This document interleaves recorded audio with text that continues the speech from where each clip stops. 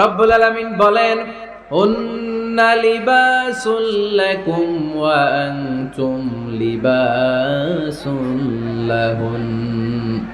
ও নারীরা, তোমরা তোমাদের স্বামীদের পোশাক, আর তোমাদের স্বামীরা হলো তোমাদের পোশাক। পোশাক যেমনি লজ্জাস্থানকে ঢেকে রাখে, ঈমান ইজ্জতের হেফাজত করে, আব্রু ঢেকে রাখে, তেমনি স্বামী তার স্ত্রীর চরিত্রের হেফাজত করে, স্ত্রী তার স্বামীর চরিত্রের হেফাজত করে। পোশাক যেমনি সুন্দর, স্ত্রীর চোখে স্বামী সুন্দর, স্বামীর চোখে স্ত্রী সুন্দর।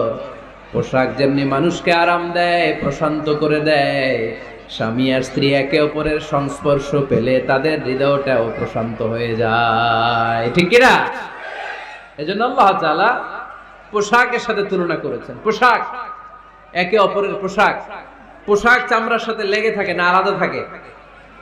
তার মানে স্বামী স্ত্রী সম্পর্কটা এরকম মিলেমিশে ভালোবেসে একাকার, ঠিক কিনা?